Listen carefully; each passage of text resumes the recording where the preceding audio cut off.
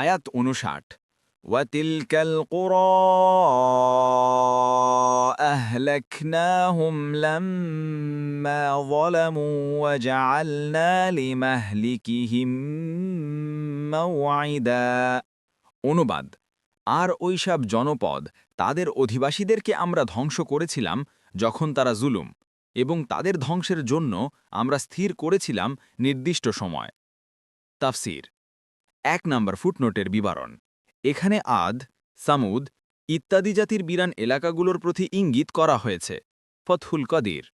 ২ নম্বর ফুটনোটের বিবরণ। অনুরূপভাবে তোমরাও নবীর বিরোধিতা করে সে ধরনের শাস্তির সম্মুখীন হতে চলেছ।